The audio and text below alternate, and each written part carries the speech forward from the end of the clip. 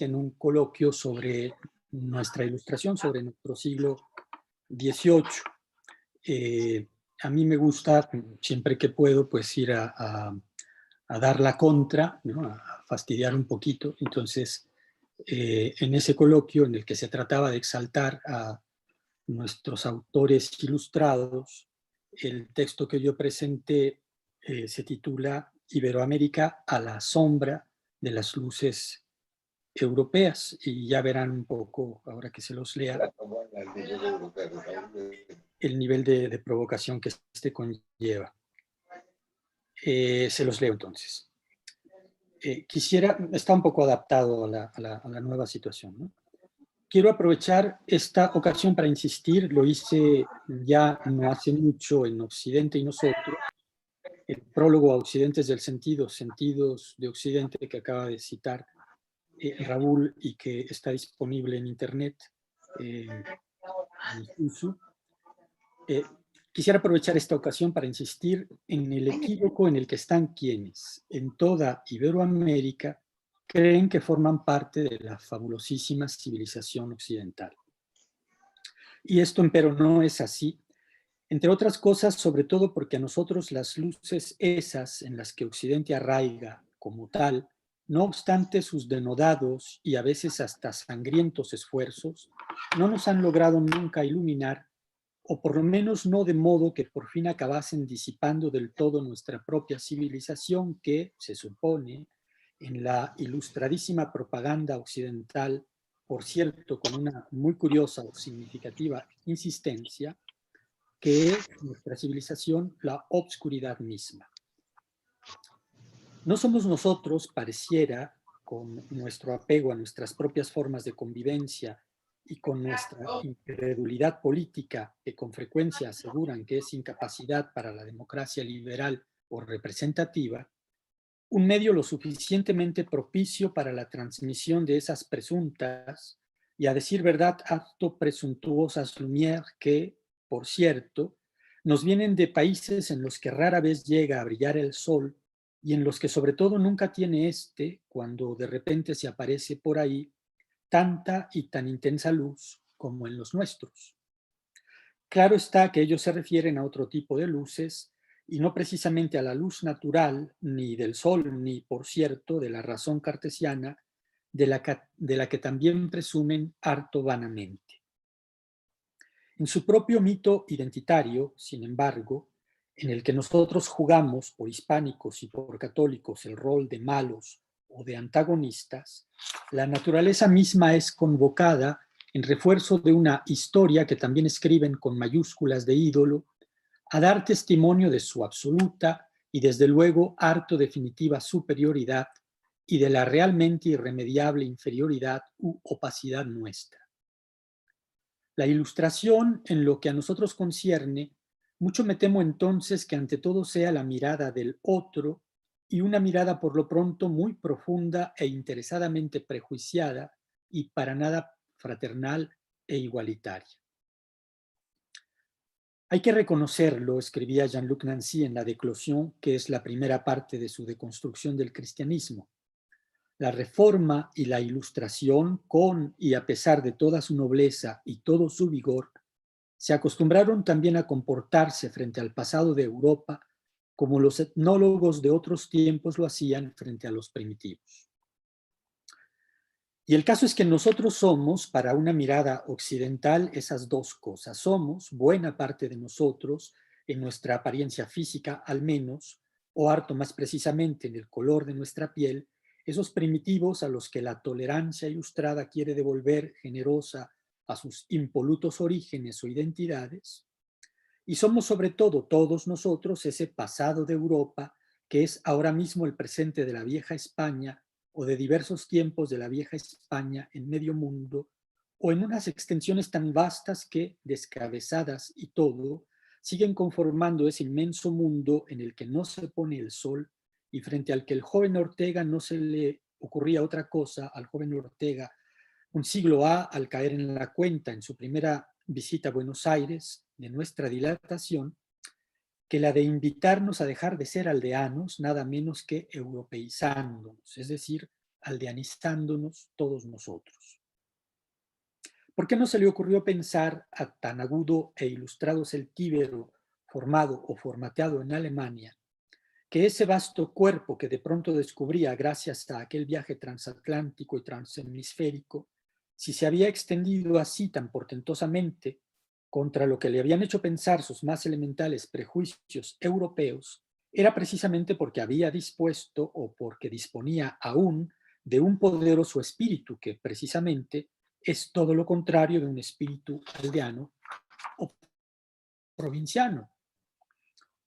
Unamuno, en cambio, encontraba la pista de la hispanidad no solo en el hecho de que un Bolívar o un Sarmiento lo atacaran, a su juicio muy hispanamente, sino sobre todo en el hecho de que así lo hicieran los indios José Rizal de Filipinas o Benito Juárez de México, en quienes, por cierto, actuaba ya también, además de lo hispano, eso europeo o eso ilustrado que tanto le importaba a Ortega y que los llevaba a Juárez por lo menos y al resto de los a ser durísimos con los mexicanos y con su pasado inmediato, que era y sigue siendo su pasado realmente vivo, el hispano o, si se quiere, en este caso sobre todo, el novo hispano. Descartes contra San Juan de la Cruz, Comte y Napoleón más bien contra San Ignacio y contra Hernán Cortés y contra todos esos esforzados misioneros y conquistadores españoles que, subrayaba Leszek Kolakowski, habían sido capaces de derribar los ídolos de aquellas cruentas culturas con las que se enfrentaron porque todavía creían en el profundo espíritu universalista que animaba a la suya propia, a la cristiandad, a diferencia de los europeos de la segunda mitad del siglo XX, que eran ya los herederos del declinar de las luces volterianas y napoleónicas, unos hombres radicalmente distintos y harto distantes, sobre todo, de tamaños arrojos e ímpetus. Lo que nos llevaría quizás a todas esas reflexiones algo más recientes de un Regis Debray o de un Svetan Todorov, por ejemplo, a propósito de la imposibilidad de transformar a la Unión Europea en una verdadera potencia, a falta justamente de una pasión patriótica y religiosa en el fondo, capaz de hacer de los europeos actuales unos verdaderos guerreros. Gregorio Marañón agregaría quizás a este tipo de consideraciones, y Remy Bragg lo hace ahora mismo, el problema del invierno demográfico al que esa misma falta de pasión y de fe impulsora de toda apuesta de futuro, incluso en el terreno de la paz y la prosperidad, está causando en la Europa contemporánea. A todos esos iberoamericanos que se creen occidentales, pues, y que aspiran, como en su momento Václav Havel en otro extremo de Europa, a ser plenamente reconocidos como tales, puede que no esté de más recordarles que, de hecho, para la inteligencia europea contemporánea, lo mismo que para la estadounidense y para las opiniones que éstas conforman o ilustran, por lo pronto la América Latina, como harto eficazmente imponen que se le llame a nuestra parte americana, conforma una civilización muy claramente distinta de la occidental, a cuyas redentoras puertas se supone, por otra parte, que tenemos que agolparnos todos, si no ahora, de seguro sí cuando los cataclismos climáticos que ya se anuncian, o los sanitarios ahora, ¿no?, nos obliguen a hacerlo, parece ser, decía yo antes de la pandemia, que ya muy, muy pronto.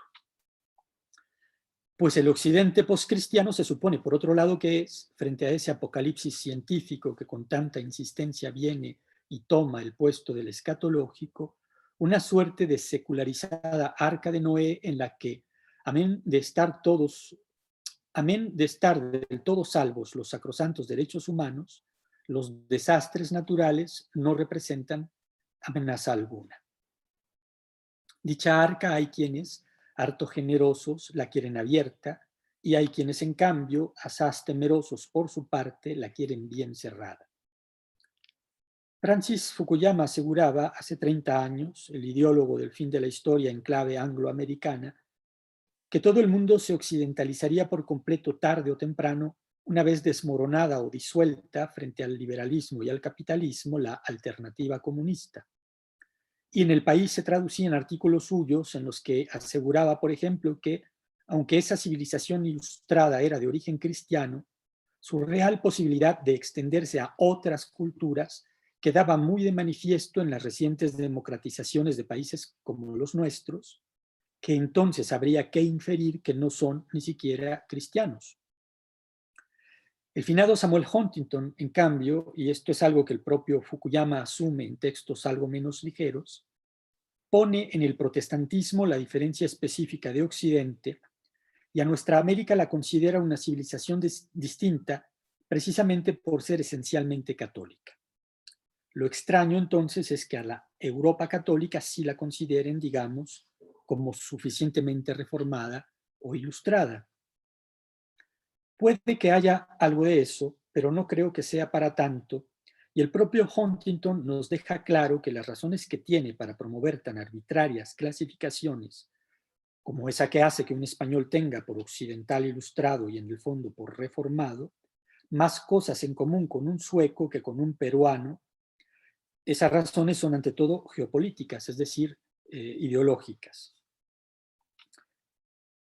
Es tarea de coloquios, les decía en Madrid, y ahora, bueno, pues de seminarios como este, el ayudarnos a corregir semejantes errores de perspectiva, pues es claro que Locke, Voltaire, Kant y compañía, esos tan famosos nombres que en Europa representan algo ciertamente importante o distinto, aunque sea un error realmente gigantesco el confundir a Descartes con Spinoza o con Voltaire, realmente no tienen parangón, Hobbes, Spinoza, etcétera, los ilustrados europeos y, y lo que ellos representan en su cultura, con lo que Campomanes, Viera y Clavijo, Jovellanos y compañía representan para la cultura iberoamericana. Era un coloquio en el que sobre todo se analizaban la obra de autores como estos últimos que menciono, ¿no? Y en todo caso, si en esa época debiéramos buscar a sus equivalentes, no andaríamos tan errados si recurriésemos más bien a los que, por representar la más sólida defensa del orden hispano y católico hasta entonces vigente, los ilustrados mismos miraban con odio y con envidia tales que no retrocedieron ante nada en su empeño por destruirlos para poder ocupar prestos luego su lugar. Me refiero, evidentemente, a los jesuitas. Y hasta cabría decir que el primer capítulo del famoso choque de civilizaciones es en realidad el nuestro, que es ya un choque de por lo menos 5 siglos, y que la famosa civilización occidental no solo no es la nuestra, sino muy precisamente esa que se levantó y se levanta a una costa nuestra, en un proceso que no concluyó entonces con la famosa paz de Westfalia, en la que se logró que Viena abandonara a Madrid y en la que se instituyó en Europa, contra Roma y contra España, el orden internacional de estados soberanos que hasta la fecha rige, ahora mundializado o globalizado. Destaca Tom Sorel en el estricto terreno de la historia de la filosofía hasta qué punto son dependientes las dos corrientes que se disputan la hegemonía en la filosofía contemporánea, que es entonces filosofía occidental en el estricto sentido post-westfaliano que aquí venimos despejando, de la caricatura del Descartes que respectivamente estarían presuntamente corrigiendo ya sea Wittgenstein o Heidegger. Y algo análogo hay que decir a nivel ya no tan solo filosófico, sino civilizacional. Occidente, la civilización que encuentra en Hobbes, en Locke, en Spinoza o en Voltaire la máxima expresión de sus valores, necesita para justificarse de la leyenda negra elaborada contra España y contra la cristiandad. Elvira Roca Barea alcanzó estos últimos años, con la denuncia de estas cosas, un éxito editorial inmenso que, entre otros, le molestó muy especialmente al politólogo José Luis Villacañas, quien ni tardo ni perezoso arguyó, ilustrado él y en combate abierto contra la reacción, aquello tan consabido y tan a la mano de que las cosas son harto más complejas. Lo esencial a este respecto creo que lo dejó dicho ya José Cadalso en 1774, es decir, en pleno siglo volteriano, en sus famosas cartas marruecas. Les leo un párrafo de José Cadalso. Los pueblos que tanto vocean la crueldad de los españoles en América, escribe este, son precisamente los mismos que van a las costas de África, compran animales racionales de ambos sexos a sus padres, hermanos, amigos o guerreros felices, sin más derecho que ser los compradores blancos y los comprados negros. Los embarcan como brutos, los llevan a millares de leguas desnudos, hambrientos y sedientos, los desembarcan en América, los venden en público mercado como jumentos, a más precio los mozos sanos y robustos, y a mucho más las infelices mujeres que se hallan con otro fruto de miseria dentro de sí mismas. Toman el dinero, se lo llevan a sus humanísimos países, y con el producto de esta venta imprimen libros llenos de elegantes invectivas, retóricos insultos y elocuentes injurias contra Hernán Cortés por lo que...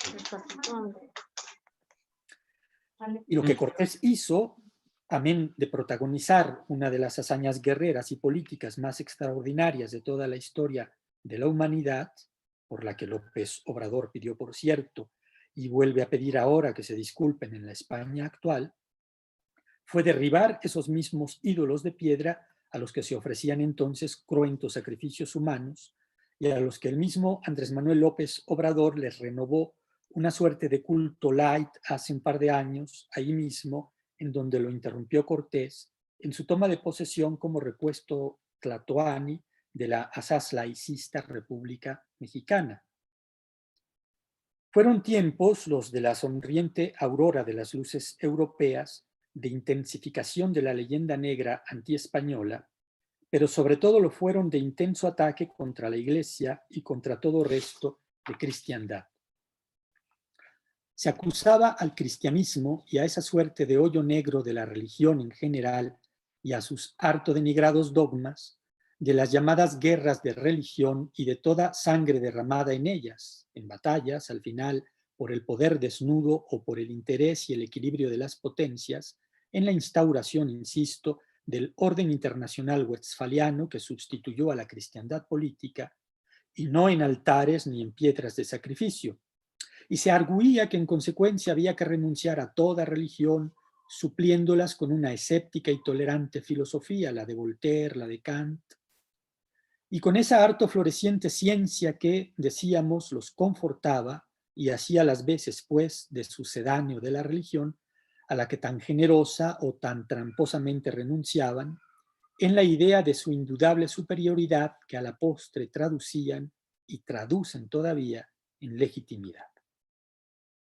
Nada más asomarnos, por ejemplo, a las ilustradísimas investigaciones filosóficas que sobre los americanos y con el fin de servir a la historia del espíritu humano publicó en 1768 Cornelio Francisco de Pau, nos encontramos ya en ellas como preámbulo a algunos de los más sulfurosos lugares comunes de la leyenda negra antiespañola, que se da por descontado el espectáculo grande y terrible de ver a nuestra mitad de este globo a tal extremo desfavorecida por la naturaleza que en ella, anótese esto muy bien, dice de Pau, todo es o degenerado o monstruoso.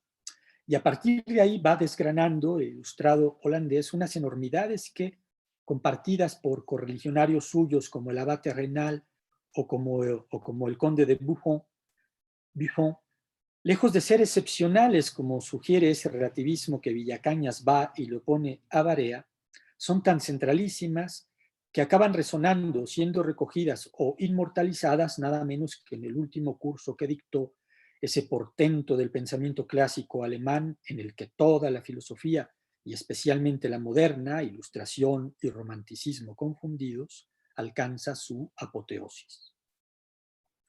Para el Hegel de la razón en la historia, como para Cornelius de Pau y compañía, de quienes muy evidentemente recibe sin la menor crítica tan científicas o ilustradas noticias, el nuevo mundo es inferior al antiguo hasta en sus componentes naturales, su geología, su flora y su fauna, y todo ello en parte es divertido constatarlo precisamente por nuestro exceso de luz. Los extremos, explica Hegel en ese curso de 1830, el último que dictó, no son favorables al desarrollo espiritual. Como Leibniz, a falta de conocer nada mejor, el profesor Hegel se figura, el pobre, que Alemania es un país de clima templado y por lo mismo especialmente propicio para el desarrollo o desenvolvimiento de esa cosa extraña, evolución del Dios mortal de Hobbes y de la substancia de Spinoza, a la que él le da el nombre de espíritu y que, como es muy sensible el Señor o el sujeto, es patente que huye de los climas extremos. Y como por ahí ha leído en hartos célebres y también harto halagüeños autores europeos que nuestros climas son climas extremos, piensa Hegel, como de Poe y los otros, que en América los indios son naturalmente inferiores a los mestizos, estos a los blancos de origen europeo y los españoles por católicos, si no por ser mestizos a su vez de judío o de moro, de los protestantes que pueblan la América del Norte, que es la que eventualmente puede llegar a jugar un papel en la historia universal. Y este racismo harto ilustrado lo apoya Hegel en una consideración de corte espiritual que no deja de ser curioso reencontrar vigente en nuestros propios días de globalización y de tantos y tan diversos contactos entre nuestras sociedades y culturas, que parece pues que sí, que se repelen, nada menos que en la pluma de Francis Fukuyama. Para ambos, el individuo atomizado o solitario que el protestantismo ha logrado producir es ante todo un verdadero hombre ético y, por eso mismo, capaz como ninguno de esa credulidad a la que ya aludíamos y a la que Hegel le da el pomposo nombre de espíritu objetivo, mientras que el católico, que se niega a darle al César lo que considera ser de Dios, harto evidentemente no lo es. Vemos prosperar a la América del Norte, enseña Hegel, gracias al desarrollo de la industria y de la población, gracias al orden cívico y a una sólida libertad. Toda la federación no constituye sino un solo Estado y posee sus centros políticos. En cambio, en la América del Sur, las repúblicas no descansan sino en la fuerza militar. Toda su historia no es más que una revolución continua. Unos estados confederados se separan, otros se unen de nuevo, y todos esos cambios son el resultado de revoluciones militares. Más precisamente, las diferencias de las dos partes de América nos hacen ver dos direcciones opuestas a la vez de orden político, dice, y de orden religioso. La América del Sur, en donde se establecieron los españoles y en donde conservaron la supremacía, es católica. La América del Norte, concluye, aunque en general país de sectas, es fundamentalmente protestante. No es costumbre en nuestro etos hispánico, y esto arraiga en nuestro cristianismo, ensañarse con el vencido o, como muy plásticamente se dice por ahí, hacer leña del árbol caído.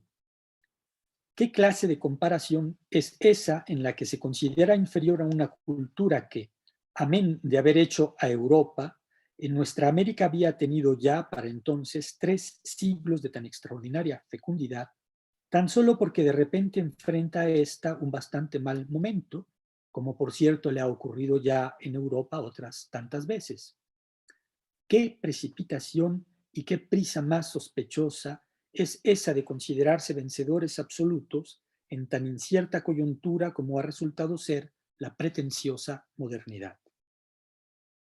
Potencias westfalianas necias, cabría decir, parafraseando a Sor Juana, que acusáis a la América española sin razón, fingiendo no saber que sois vosotras la ocasión y el sustento mismo de la violencia y la anarquía que juzgáis. Esto mismo José Antonio Ullate Favo lo plantea en su libro Españoles que no pudieron serlo, estupendamente.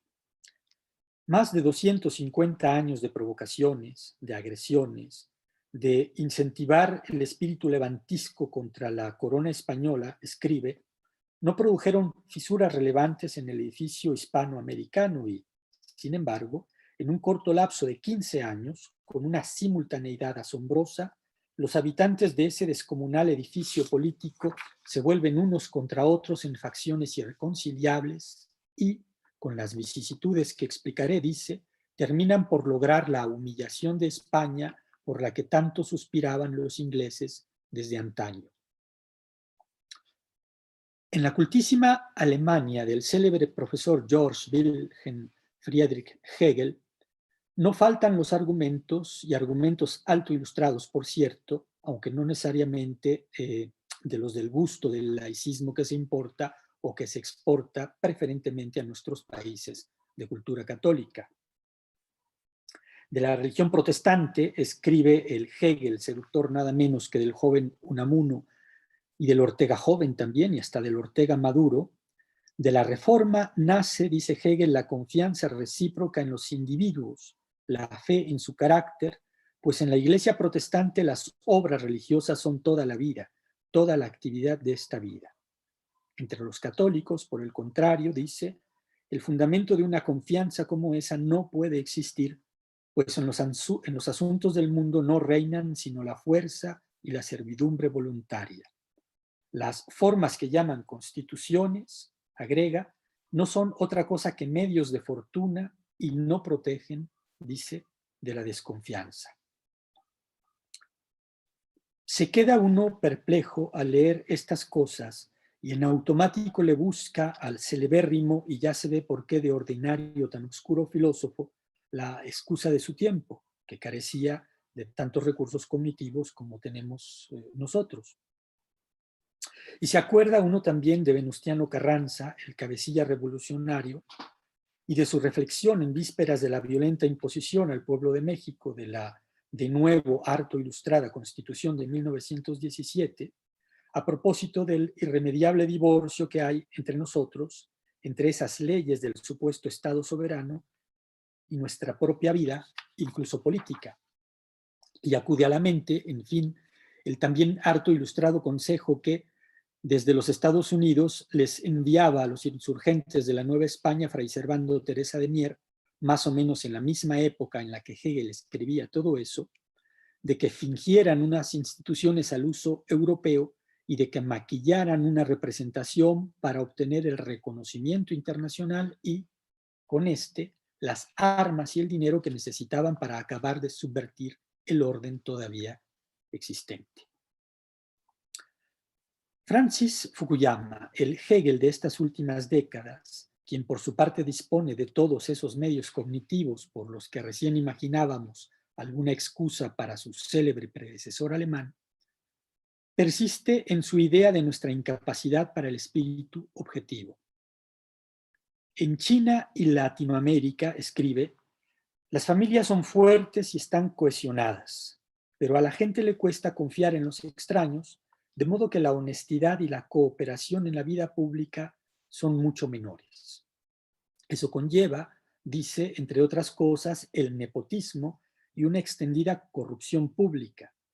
Lo que según Weber confería importancia a la reforma protestante, agrega, era no tanto que fomentaba la honestidad, la reciprocidad y el ahorro entre los empresarios individuales, sino que esas virtudes empezaron a practicarse por primera vez fuera de la familia. El prejuicio es fuerte y persistente. A 170 años de distancia, empero, Fukuyama dispone de una información muy importante a la que ya aludíamos antes con lo del invierno demográfico y a la que Hegel no podía ni con su portentosísima razón tener acceso. No tenemos tiempo ahora para demorarnos en Lyotard y en su argumento decisivo antivolteriano y anti-ilustrado de que Auschwitz ha sido real y no ha podido ser racional, y de que Hegel y el progreso, por tanto, ni en el Lancy del final del sentido y de lo insacrificable, ni en el George Steiner, que reconoce que en el fondo de Mestre tenía razón frente a los revolucionarios. Desde su propia lógica ilustrada y capitalista, Francis Fukuyama reconoce en La Gran Ruptura que su triunfalista civilización liberal y capitalista se enfrenta con la interesada y programada destrucción de la familia a una muy seria erosión de su capital social. Parece que estamos atrapados, escribe, en una circunstancia desagradable. Avanzar parece ser garantía de crecientes niveles de desorden y atomización social, y al mismo tiempo se nos ha cortado la línea de retirada. ¿Significa eso entonces que las sociedades liberales contemporáneas están destinadas al declive moral y la anarquía social hasta que de algún modo se produzca su implosión? Tenían razón los críticos de la Ilustración como Edmund Burke al afirmar que este tipo de anarquía era el resultado inevitable de intentar sustituir la tradición por la razón, pregunta Fukuyama. Se están quedando en el occidente humanista e ilustrado, esto Remy Braque se los dijo en la Sorbona el año 2000, en un coloquio que buscaba hacer el más o menos crítico balance del cristianismo, sin las condiciones mismas de un porvenir. Y el porvenir a veces pareciera que nos lo quisieran arrebatar también a nosotros en la estela de esa vieja guerra civilizacional que ahora mismo se torna cada vez más abierta o descaradamente en guerra demográfica. Y es verdad que si en esta cristiandad menor que es la hispanidad hemos podido sobrevivir un par de siglos como pueblo y como etos a nuestro descabezamiento político o a nuestra privación de un estado o unos estados verdaderamente nuestros, sin familia y sin fe, como nos quiere el furibundo tardoiluminismo que ahora mismo nos asedia por doquiera, es verdad que sin los altos ideales que han hecho de nosotros todo lo que fuimos y seguimos siendo incluso ahora, sin la fe cristiana y sin la estructura familiar y social o cultural que en ella arraiga, lejos de los artificiales reflectores ilustrados, que en ella arraiga lejos de estos reflectores, no podríamos sobrevivir. Pero ánimo, mucho ánimo, hispanos, que, como decían nuestros mayores, mientras hay vida, hay esperanza. Lo que ahora cabe completar diciendo que mientras hay esperanza y fe verdadera y real e intensa caridad, hay y seguirá habiendo vida, Dios mediante, como también dicen harto sabiamente nuestros mayores.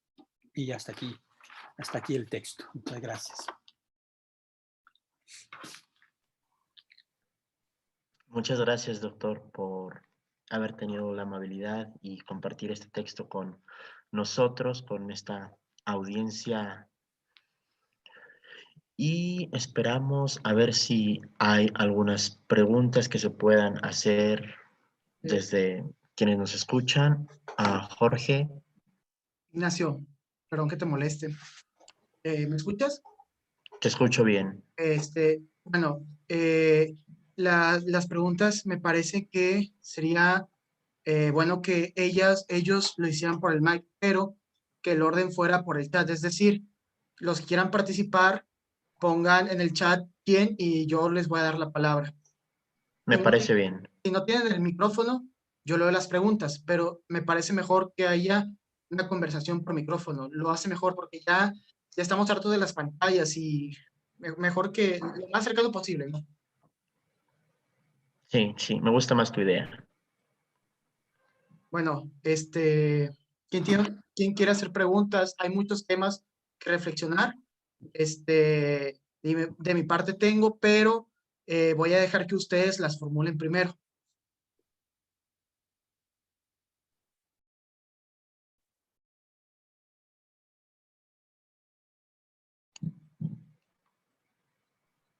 Yo opino que menciones tus preguntas primero. Creo que sería lo más indicado, si ya las tienes preparadas.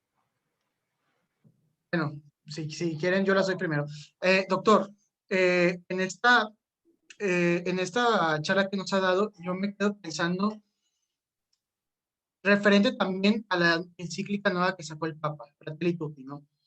Me parece que esta encíclica que sacó el Papa hace unas pocas semanas da en el blanco al problema que hoy en día estamos viviendo. Y voy a explicar por qué.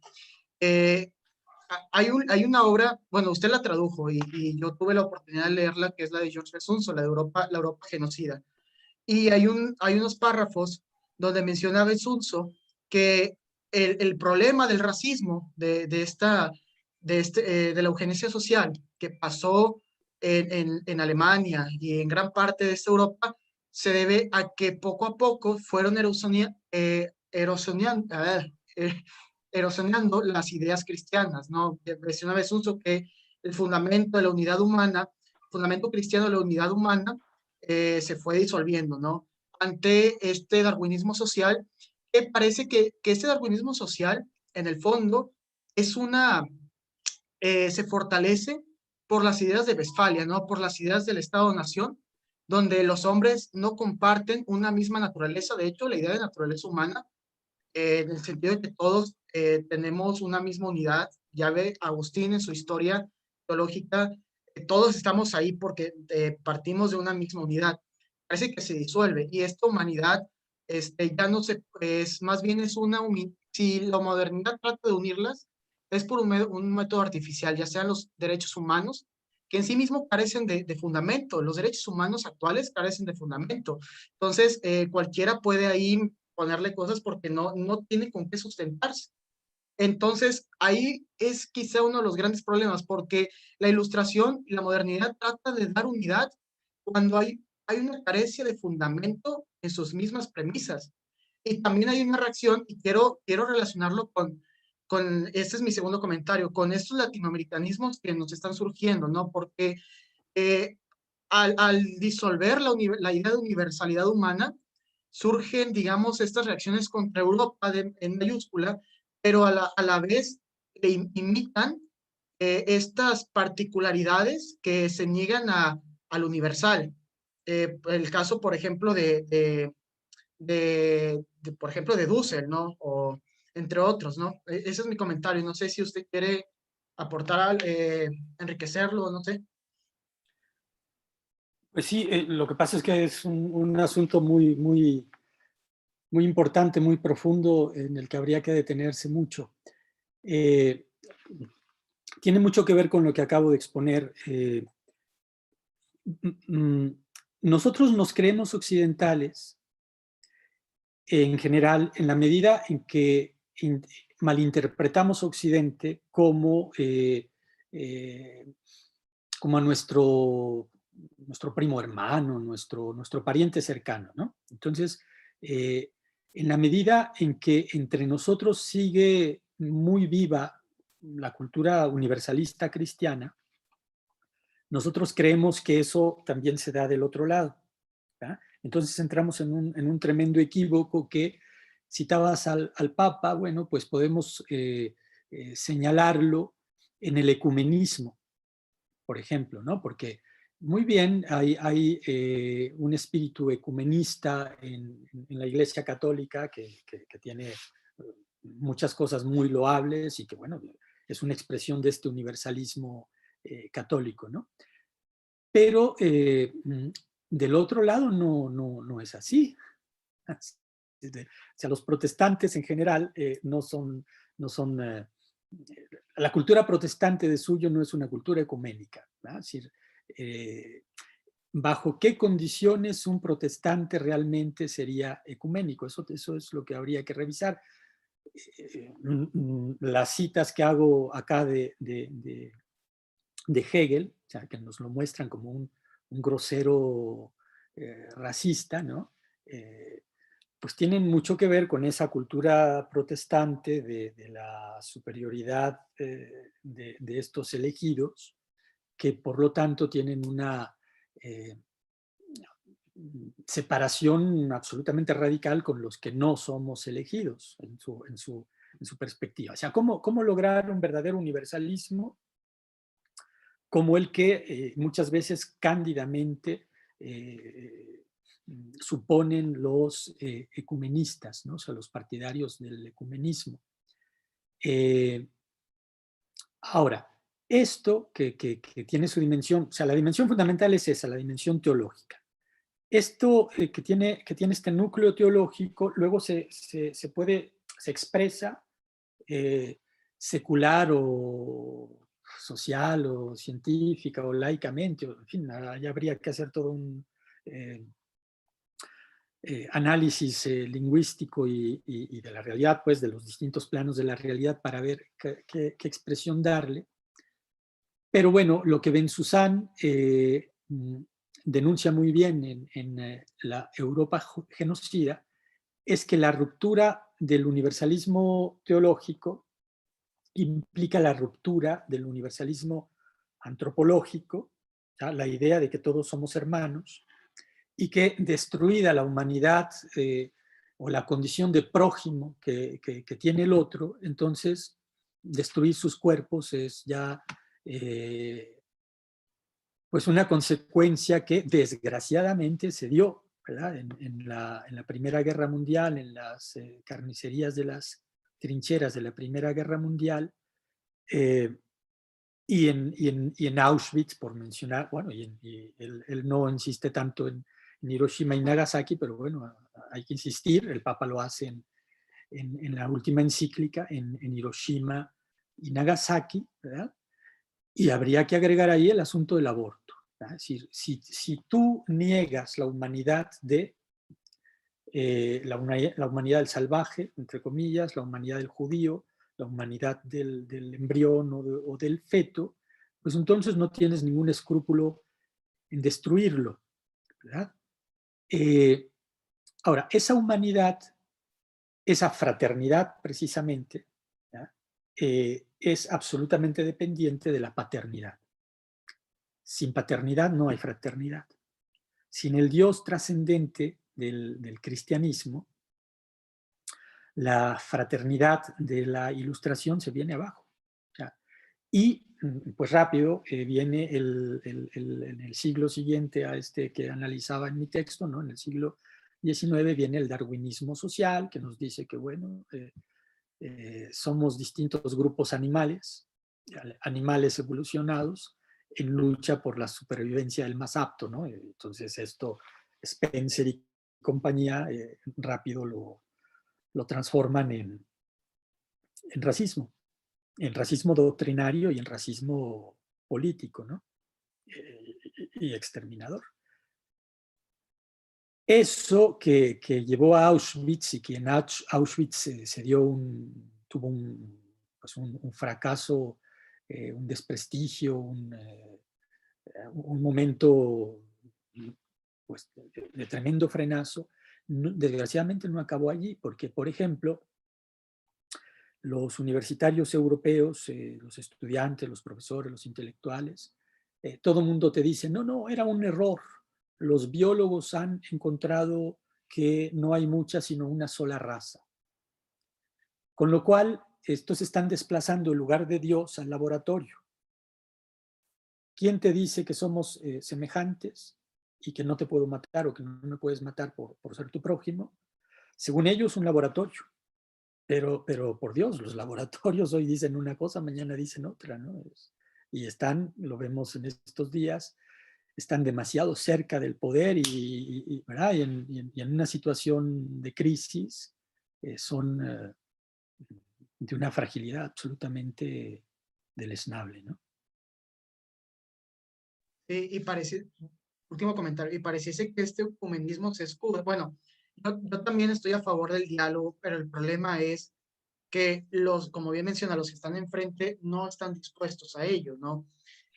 Porque también, me parece que uno de los errores también de la parte de aquellos que queremos dialogar es que presuponemos que porque la Ilustración toma ideas cristianas, pues es bien fácil el diálogo, ¿no?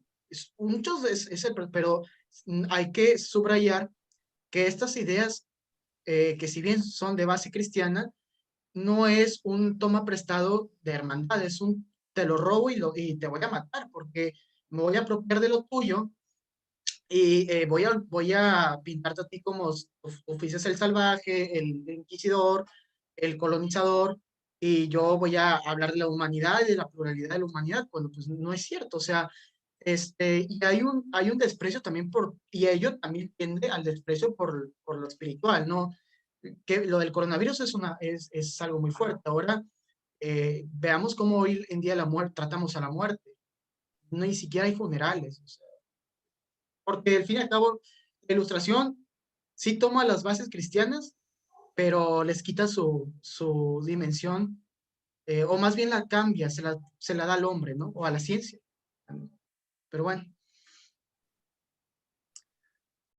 Sí, habría que ver hasta qué punto el movimiento en general o cada caso en particular, hasta qué punto son sinceros, ¿no? Cuando retoman y se apropian estas ideas de la civilización cristiana. Habría que ver hasta qué punto se da esa especie de impaciencia por realizar por fin el ideal de la fraternidad humana, ¿no? En cada una de estas versiones que van surgiendo, la ilustración, el marxismo, ahora el feminismo que cunde, ¿no? O hasta qué punto de lo que se trata es de una estrategia retórica, una estrategia de dominación. Si yo quiero dominarte, si yo quiero enredarte, si yo quiero confundirte, te tengo que conocer y tengo que utilizar tus creencias, tus opiniones para manipularte, ¿verdad? O sea, no podían conquistar, no podían ser eficaces si intentaban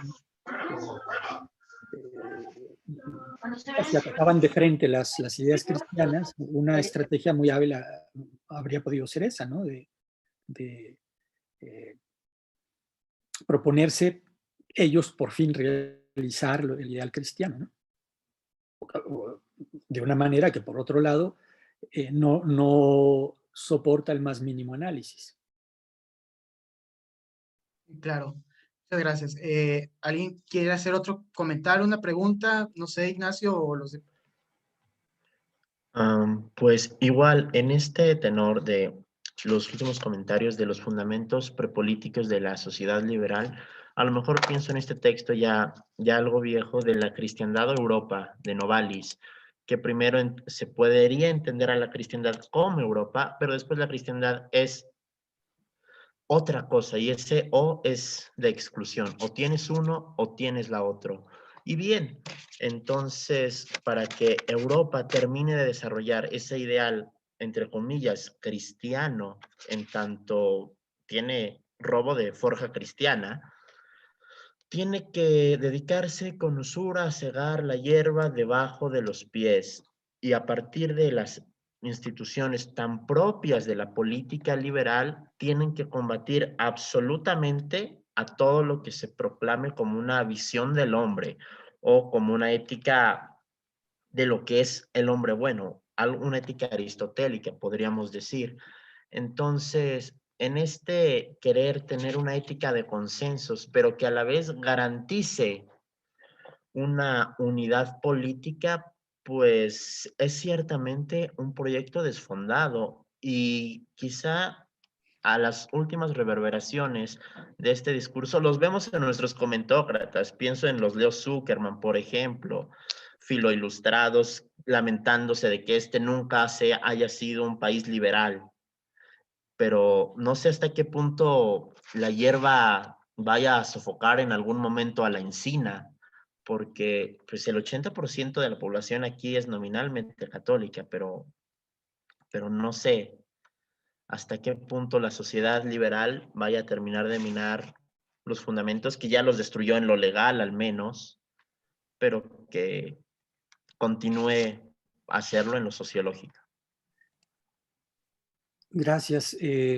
A ver, lo que podemos ver en los últimos años, y esto lo prevé Fukuyama en este libro, centralmente en este libro que cité, La Gran Ruptura, pero bueno, no solo ahí y no solo Fukuyama. O sea, estamos viviendo un ataque intensificado del liberalismo y de esta voluntad de destruir las bases éticas y religiosas de todas las periferias o de todos los arrabales, de todo lo que todavía resiste contra esta civilización ilustrada dominante, ¿no? Entonces, así podría yo explicarme el anacronismo de nuestros intelectuales, no solamente comentócratas, sino en general de todos nuestros intelectuales, ¿no? O sea, de nuevo, desde el punto de vista eurocéntrico de los europeos van marcando la pauta, van marcando el hoy, el presente de la filosofía,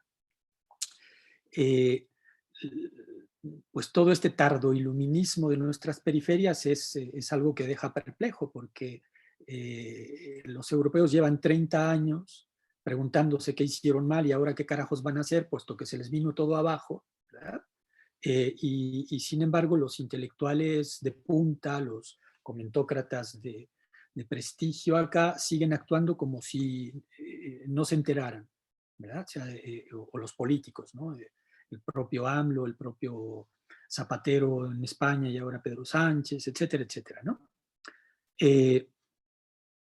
Entonces hay un plano donde uno se dice, bueno, pues estos no se enteran, ¿verdad? O sea, ¿por qué esta insistencia en por fin realizar la ilustración en nuestros países, cuando en los países en los países que antes cabía envidiar porque son los poderosos, los ricos, los que marcan la pauta, etcétera, etcétera, resulta que ahora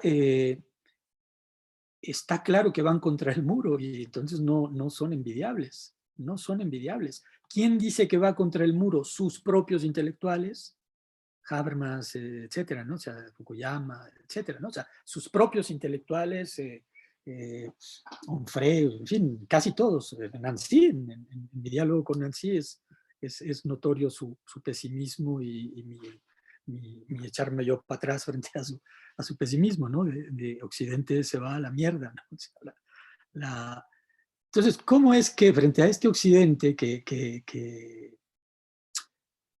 está perplejo frente a su propio ocaso, frente a su propia quiebra, frente a su propio hundimiento, nuestros intelectuales formales, reconocidos de prestigio y todo el aparato que los acompaña, siguen actuando como si esto fuese todavía el siglo XIX en el que estamos tratando de alcanzar a los países modelo, ¿no? Esa es una cosa que deja perplejo. Una hipótesis es que estén al servicio de esa erosión, de esa degradación, que para los poderes liberales, digamos, ¿verdad? Es necesaria, ¿no? Porque mientras haya familia, mientras haya valores tradicionales, mientras haya vínculos entre los grupos humanos, ¿no? entre la familia, entre los vecinos, entre los pueblos, etcétera, etcétera, el dominio de los mismos va a topar con pared, ¿verdad? Para que se establezca un verdadero poder eficaz. Es necesario romper todos esos vínculos, ¿no? Y Agamben por ahí haría un análisis de lo que está pasando que iría en el sentido de esta necesidad de preparar el terreno, digamos, ¿no?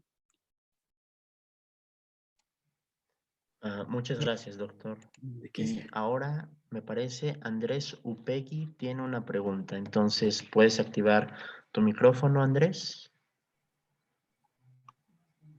Hola. ¿Qué tal? ¿Me oyes? Sí, sí. Profesor Juan Carlos, ¿no crees que detrás de todos estos movimientos, no sé cómo llamarlos, identitarios, políticamente correctos, como el abortismo, el feminismo, el indigenismo, el animalismo, el homosexualismo, lo que los podría reunir es su crítica a lo que usted mencionó ahora, de lo que ellos llaman la sociedad patriarcal, y que por tanto eso se remite directamente ya al Dios Padre? Sí, totalmente, totalmente. O sea, o sea, todos estos movimientos tienen algo en común y es que son un liberalismo exacerbado. Y además un liberalismo totalmente antinatural. O sea, si nosotros tratamos de imaginarnos a estos activistas que vemos tan activos en los medios, haciendo lo que hacen, bueno, justamente en la medida en que tengamos sentido común, nos vamos a dar cuenta de que eso es increíble, eso ¿quién se lo compra? Eso no se sostiene, ¿verdad? Entonces evidentemente son movimientos artificiales. Estos movimientos artificiales, ¿qué es lo que hacen? Predican, difunden, imponen los principios liberales de manera violenta, de manera radical. Y esos principios liberales, ¿qué es lo que buscan? Lo que buscan es, de nuevo, preparar el terreno, ¿verdad? O sea, es destruir toda forma de comunidad, toda forma de colectividad, ¿no? Aunque esto se haga a través de colectivos, de supuestos colectivos, ¿no? Para no meterme en problemas, ¿no? El más claro es el colectivo mujer, ¿verdad? O sea, es el más absurdo, ¿verdad? O sea, ¿verdad? Como si la mujer fuese separable de sus hijos, de sus padres, de su padre, de sus hijos, de su marido, de sus hijos varones, ¿no? O sea, es absolutamente ridículo, ¿verdad? O sea, si eso se lograra, entonces sí se tendría una destrucción de toda base natural de la natural e histórica de la sociedad. Y evidentemente eso es lo que buscan estos movimientos. Y de nuevo, no solamente lo puede decir alguien desde la periferia que dice nos están atacando así, sino que esto está en las obras de los intelectuales de Francia, de Estados Unidos y hasta de sus estrategas. Hasta de sus estrategas. O sea, es claro que se trata de eso, sí.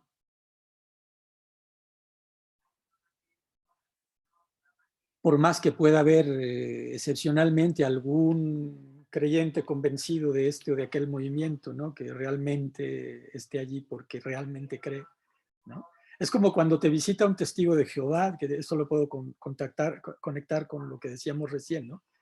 Toca tu puerta y no te va a decir te traigo una nueva religión, te dice, oye, ¿tienes la Biblia? ¿Ah? Entonces, hay un tomar la tradición a la que se va a atacar para atacarla en base a su propia tradición. Pero cuando le dices pásale, te sientas con él y empiezas a hablar, te das cuenta de que no tiene ni idea ni siquiera de lo suyo. No sé qué experiencia tengan ustedes, ¿no? Yo he recibido a muchos testigos de Jehová y la constante que tengo es que no saben qué es lo que predican, no tienen ningún vínculo real con lo que predican. Otra cosa sería con pentecostales o con gente de otras denominaciones, ¿no? Pero esta que es muy, muy activa de los testigos de Jehová, rápido, ¿verdad? Si entra uno en contacto con ellos, rápido te das cuenta de que la razón por la que están ahí no es la que dicen. Entonces habría que ver, ¿y tú por qué estás ahí parado todo el día con esos carteles o por qué andas puerta por puerta predicando no sabes qué? Claro, muchas gracias. Bueno, le damos la palabra a Eduardo y luego a sus... Eduardo, abre el micrófono, por favor. Sí, claro. Buenas noches, ¿me escucho? Buenas noches, muy bien. Muy bien, buenas noches, doctor. Me gustaría hacerle una pregunta. Primero, pues, fundamentarlo, ¿verdad? Lo que había mencionado sobre China y, pues, Latinoamérica, ¿verdad? En lo que se relaciona a la unión familiar, donde hay familias sólidas, ¿verdad? Y fuera de estas familias sólidas, pues todo es una otredad, ¿verdad? Y es por eso que, pues, no se puede confiar en la comunidad exterior a la familia. Y es por eso que existe cierta corrupción, ¿verdad? Porque todo se hace, y muchas veces incluso la corrupción está en pos de pues la familia, ¿verdad? Como por ejemplo me acuerdo del caso de la India, en el que pues hay ciertos exámenes en donde los familiares van y pues rompen las reglas de pasar las respuestas de las preguntas a sus hijos y a base de pues andarle pagando a los policías para que pues no los arresten, ¿verdad? Y esto también me recuerda el cómo se organizaban las familias durante la antigüedad, ¿verdad? Bueno, las comunidades. Más que las familias, ellos creían en la comunidad inmediata, ¿verdad? Es decir, la villa, la aldea, todas estas cosas. Y lo que estuviera fuera de esas aldeas, ahí sí era una otredad. E incluso si vivían en una entidad como pues el imperio aqueménida o el imperio sasánida, incluso el imperio romano. Antes de que pues se infundiera esta idea de pues la universalidad de las ciguitas romanas en el reinado de Carcala. Eh, y luego dicen algunos sociólogos bueno, historiadores, no sabría decir quién, porque ahorita no me acuerdo, pero que decían que fue la cristiandad, una vez llegó, la que infundó ya la idea de la familia nuclear como pues el núcleo de pues la vida social, ¿verdad? Y pues como ya era un conjunto de familias, estas tenían que vivir bien, es decir, relacionarse bien con su exterior, en este caso la familia, a pesar de que era lo social nuclear, el exterior pues no era una otredad en sí, sino uno tenía que andar bien con su vecino, aunque no fuera de la familia nuclear, ¿verdad? Entonces llegó el protestantismo y algunos sociólogos, pues estos sociólogos dirían que fue como una radicalización de ese principio, ¿verdad? En el que pues ya solamente la familia nuclear importa y eso se llevó hasta que solamente lo individual importe, ¿verdad? En ese caso sería esta individualización como un llevar un extremo ese principio cristiano de la individualidad de la conciencia, ¿no? Que incluso también hablaba de eso San Agustín. Esa sería mi pregunta. Bueno, ellos dirían que sí, pero a mí me parece que eso es pues un reduccionismo, ¿no? Eso es un reduccionismo que habría que explorar. Emmanuel Todd, que es un demógrafo francés contemporáneo, que dice que la construcción europea es imposible.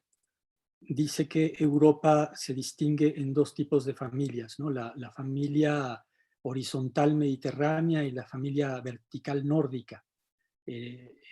La familia horizontal mediterránea es una en la que heredan todos los hermanos por igual, explica Emmanuel Todd, y por lo tanto hay una relación horizontal entre todos ellos y el padre, bueno, pesa, pero no pesa tanto como en las familias verticales nórdicas, donde la autoridad paterna es absolutamente dictatorial, así como en la película esta Carácter, ¿no?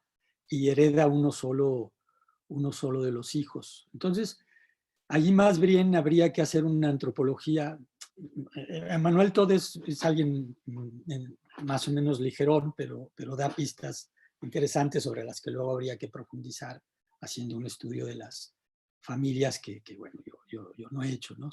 Menciono nada más esta pista que él nos da que me parece buena. Habría que explorar esas estructuras antropológicas que hay en estos países marginales en los que se dio el protestantismo, ¿no? Y en los que prosperó luego el poder económico, industrial, etcétera, etcétera, según algunos por razones religiosas, pero que más bien habría que buscar otras razones geoestratégicas, ¿no? Principalmente la rivalidad entre Francia y España. Yo creo que esa es la razón principal, así como la rivalidad entre Esparta y Atenas fue lo que creó el Imperio Macedonio, ¿no? Y en fin, eso lo justifican ellos con esta evolución protestantocéntrica que luego nos dedicamos a comprar nosotros, ignorando ellos lo que nosotros somos y de paso ignorando nosotros mismos lo que nosotros somos, esclavos de la lectura pasiva de unos textos que no confrontamos con nuestra propia experiencia, ¿no? Porque acá mi interés es mostrar que, bueno, sí, por supuesto que hay algo de nepotismo, hay algo de corrupción, hay algo de todo eso, pero es ridículo eso de que en los países católicos no reconozcamos al desconocido como un prójimo, ni nos comportemos moralmente con él, ni podamos construir algo con él, porque vamos a ver, ¿verdad? Cuando Hegel dice lo que dice en ese párrafo que yo citaba, los católicos habíamos construido en este continente pues toda una cultura cuyos valores culturales todavía muestran pues su superioridad frente a lo que los protestantes han construido los últimos 200 años, ¿no? O sea, la gastronomía o la arquitectura, por ejemplo, yo creo que eso es flagrante, ¿no? O sea, que la gastronomía católica en América es superior a la gastronomía protestante, no creo que me lo vayan a discutir, ¿no?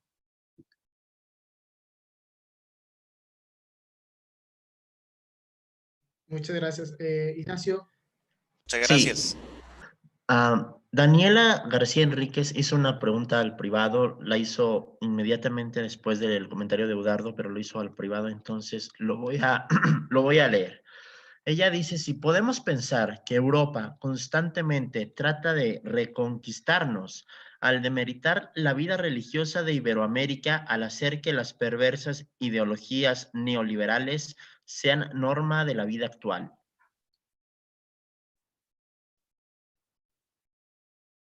Sí, bueno, no es tanto que sea Europa, ¿no? O sea, son unos centros de poder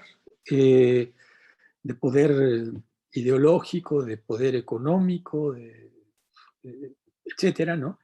Que disponen del mundo entero o pretenden disponer del mundo entero y que para eso tienen precisamente esos recursos destructivos, ¿no? De todo lo que pueda ser un freno a su dominio, ¿verdad? Entonces, y que además, bueno, a ver, si van a prosperar en países cristianizados, tienen que prosperar disfrazando al lobo de cordero, por ejemplo, con la liberación femenina, ¿no? ¿verdad? O sea, es insoportable que la mujer no sea igual que el hombre, es insoportable que la mujer no gane lo mismo que el hombre, todo este discurso que ya conocemos, y detrás del cual, ¿qué es lo que realmente hay? Habría que hacer un análisis marxista del asunto, ¿no? O sea, material, económico. O sea, ¿qué es lo que realmente hay detrás de todo eso? Es vencer las resistencias de la moral tradicional, de las costumbres, de la estructura familiar, para que la mujer pueda ser un empleado más. Ya, eso es lo que hay, ¿no? Entonces hay aquí todo este juego de un sistema económico, político, ideológico de explotación, de dominación, que viene a disponer no solamente de nuestra América, no solamente de nuestro país, sino del mundo entero, ¿no? Y que en cada cultura, en cada región, va a encontrarse con unos frenos y que esos frenos los va a tratar de destruir para poder disponer, ¿no? Y claro, hasta antes de nuestras independencias, el imperio español pues era una potencia que resistía a estos ataques, a este dominio, pero que a partir de las independencias nuestro poderío se ve absolutamente reducido y que quedamos en una condición de pasividad tremenda, pero que, o sea, desde el punto de vista de la superestructura, digamos, ¿no? Pero que precisamente a nivel de familias, a nivel de culturas, de sociedades, a lo mejor resultamos ser más resistentes que los países dominantes, ¿no? O que la gente de los países dominantes, que ellos sí están... a ver, me viene a la mente el caso de España en la crisis de hace 10 años, ¿no? La crisis de 2008-2009. España ha podido resistir a esa crisis porque en España, en esa generación, todavía había familias. De tal forma que los padres que recibían pensiones ayudaron a los hijos que se quedaron en el vacío, ¿no? El problema es que estos hijos que fueron ayudados por esos padres pensionistas, ellos mismos ahora no, la mayoría de ellos no tienen hijos, de tal forma que la siguiente generación española ya va a ser una generación destruida, ¿no? Una generación que los que queden van a estar ahí como átomos y van a estar a la entera disposición de lo que vayan indicando los amos del poder. Eso en nuestros países es todavía más amplio, ¿verdad? O sea, la persona que cae en desgracia en un país como México cuenta con la ayuda no solo de sus padres, sino de toda una red de familiares, de amigos, etcétera, ¿no? Y entonces no somos carne de cañón tan fácil como la que está totalmente disponible y aislada, ¿no?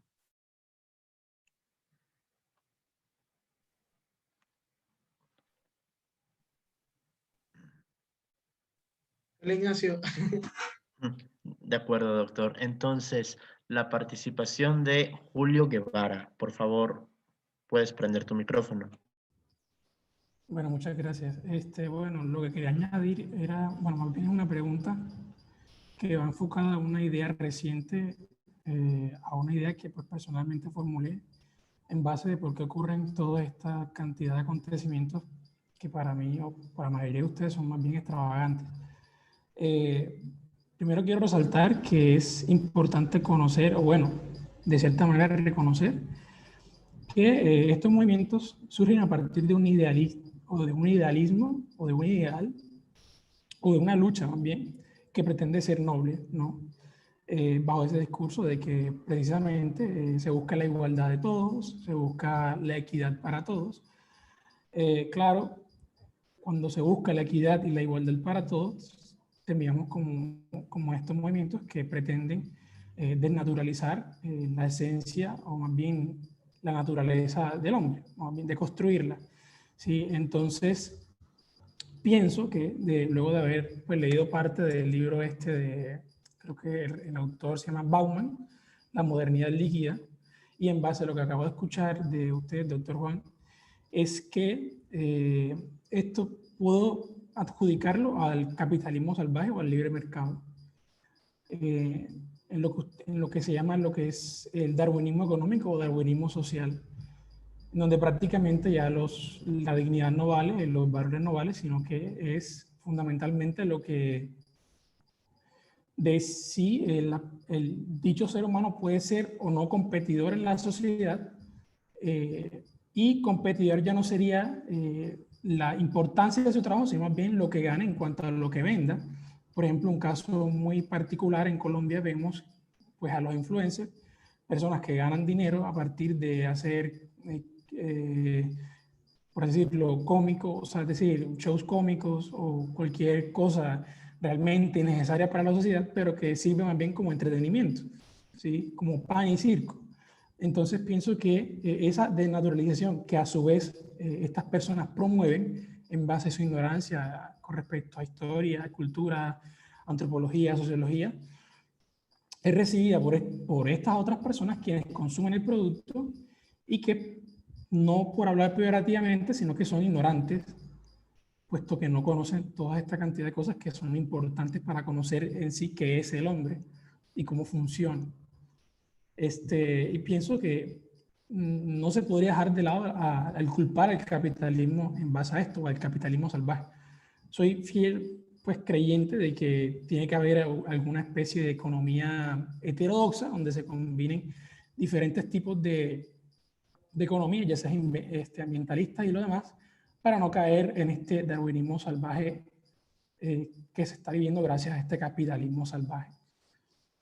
Bueno, esa era, a ver qué piensa usted de esa noción de que, bueno, que es una idea que está justificada en hacer un bien, pero sin embargo, ese bien cuando se examina no es algo coherente racionalmente, al igual que como estos colectivos feministas, que yo no me gustaría llamarlos feministas, sino más bien hembristas, pretenden decir que el aborto es justificable y que es válido cuando en realidad cuando se escrutinizan al estudio científico y analítico, nos damos cuenta de que incluso si no hay un alma, etcétera, no es justificable matar a un ser humano, puesto que el ser humano se forma a partir de la concepción, ya que tiene un código genético único proveniente de los progenitores y por lo tanto no se debe desmeritar como tal.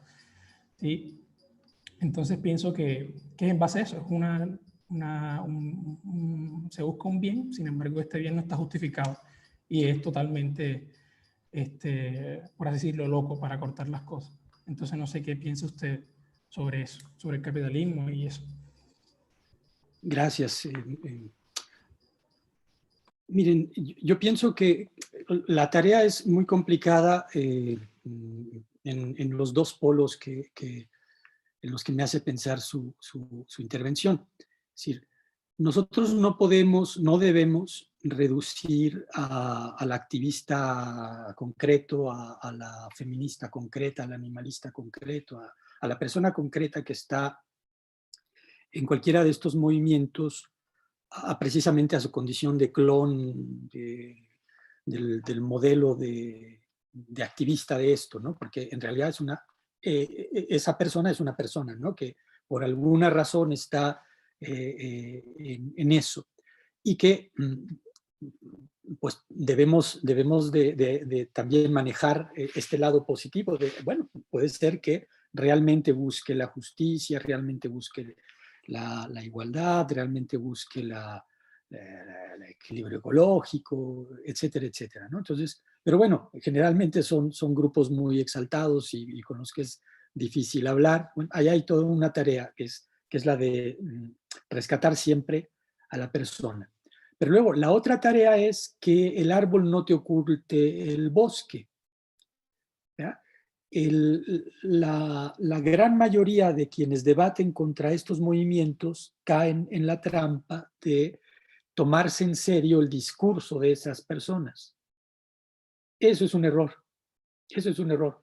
Porque, ¿y con quién están hablando? ¿No? Con un exaltado que te echa unas cosas absolutamente inverosímiles, insostenibles, etcétera, etcétera. ¿Verdad? Entonces, cuidando a la persona, frente a la persona hay que buscar una pedagogía, ¿no? Una psicología, una manera de hacer que esa persona se dé cuenta de lo que está diciendo, de lo que está haciendo, etcétera, etcétera. Pero frente al discurso no hay que echarse el clavado en esas aguas turbulentas, ¿no? Más bien hay que buscar lo que hay detrás, y lo que hay detrás, bueno, es todo este poder moderno, mundial, capitalista, liberal, etcétera, etcétera, que tampoco está tan claro, porque ¿quién de nosotros tiene acceso a sus más recónditos secretos? El poder de suyo es opaco. Sin embargo, por sus obras los conoceréis, y una de sus obras fundamentales en relación a esto de lo que estamos hablando es el lenguaje. Y en el lenguaje un asunto clave es el concepto de recursos humanos. ¿Ah? Nosotros, por un lado, somos exaltados como individuos autónomos, ciudadanos, etcétera, etcétera. O sea, si compramos el periódico, ¿no? Si todavía nos tomamos el periódico como punto de referencia, o el noticiario, o el programa del activista, del influencer, o yo qué sé, ¿no? O sea, en un momento dado aparecemos como ciudadanos que vamos a votar, los estadounidenses ahora están decidiendo quién va a ser el presidente, etcétera, etcétera, ¿no? O sea, el ser humano es exaltado como ciudadano, e incluso es exaltado como aquel que define los valores de manera autónoma. Uy, uy, uy, qué cosa más grandiosa, ¿no? Sí, pero en la siguiente sección del periódico somos recursos humanos. ¿Qué son los recursos humanos? Dice Nicolás Grimaldi en su texto publicado el año 2000, de 1999, el hombre dislocado que, creyéndose sujeto, termina siendo objeto de qué sujeto, diría yo, ¿no? Es decir, hay evidentemente unas élites económicas, ideológicas, etcétera, etcétera, cada vez más poderosas, que cada vez más descaradamente nos pasan por encima, ¿verdad? Y en este caso, bueno, la línea liberal es bastante clara. Yo no diría que la cosa se reduzca a eso, ni que ahí esté la clave de todo, pero ahí está una clave muy amplia de todo, ¿no? Entonces, de nuevo, para que hombres y mujeres seamos recursos humanos, es muy importante que se debiliten nuestros vínculos de miembro de una familia, miembro de un barrio, de un grupo, de un club de fútbol, etcétera, etcétera, etcétera, de una religión, de una lengua, de una tradición cultural, etcétera, etcétera. Todo eso estorba para que los cálculos de los que manejan los recursos humanos sean eficaces, ¿no? Y todo esto es atacado de manera largoplacista, digamos, por estrategias como la educación pública gratuita, laica y obligatoria, en el caso mexicano y francés, no sé, también habría que declinar en cada caso, pero la educación pública tiende a hacer de nosotros, pues, ciudadanos, es lo que dicen, ¿no? Pero tiende a ser de nosotros recursos humanos disponibles, por ejemplo, para que nos convenzan de ir a votar en cada elección, entrando en el juego de que somos de veras actores políticos, cuando se trata de un juego en el que más que activos somos pasivos, etcétera, etcétera, ¿no? O sea, desde la educación formal misma ya hay un prepararnos para este manejo, que en el otro extremo tiene a todos estos escándalos mediáticos e ideológicos que son exaltados, cuidado, son exaltados incluso por sus propios críticos. A mí también me intrigan muchos personajes de estos que aparecen en los medios criticando la ideología de género y que exaltan noticias como la de aquel hombre de 50 y tantos años que decidió que era una niña de no sé cuántos y que encima fue adoptado por una familia, ¿no? O la de aquel prisionero que dijo que violador, ¿no? ¿verdad? Hay una serie de noticias absolutamente inaceptables, ¿no? Oye, pero ¿no? que son vehiculadas por sus supuestos críticos. Cuando esos supuestos críticos que supuestamente están defendiendo el orden moral tradicional son los primeros en insultar el sentido común. Imagínense ustedes, por favor, a todas esas mujeres que están en la cárcel y que les meten a un violador allí porque el violador ese dijo que era mujer. O sea, ¿qué clase de idiotas creen que somos o qué clase de idiotas creen que es la gente ¿verdad? Para lanzar esas noticias y luego para ellos desgarrarse diciendo, aquí estamos nosotros, ¿verdad? O sea, entonces hay todo un mecanismo de destrucción del sentido común, de destrucción de la realidad, ¿no? Que nos deja totalmente disponibles para que nos cuenten el cuento que quieran. Por ejemplo, que allí afuera hay un espectro que, etcétera, etcétera, ¿no?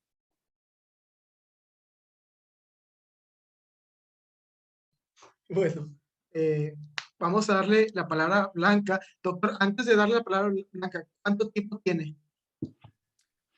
Hombre, yo estoy bien. Bueno, si salen más comentarios, le damos la palabra. Blanca, si quieres, abrir tu micrófono.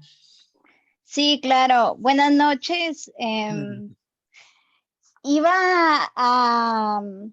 Estuve haciendo un par de anotaciones y iba a preguntarle, usted habló exactamente de la separación de la base natural de la mujer, que es la procreación.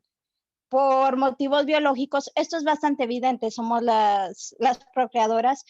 Y usted mencionó también que estos colectivos atacan especialmente a la mujer, pero hay que recordar de que estos ataques no son recientes, de hecho llevan muchísimo tiempo desde la primera ola del feminismo, que fue cuando la mujer adquirió el voto, hasta la segunda en los años 60, junto con la llegada de la pastilla anticonceptiva, que, por cierto, fue inventada por un mexicano, no para ese motivo, sino para el tratamiento de ovario poliquístico en 1951, y que fue usado porque se dio cuenta de que producía lo que se podría llamar un aborto, porque al final de cuentas los medicamentos que se utilizan en la pastilla anticonceptiva son los mismos en la pastilla del día después, que a su vez provoca un aborto.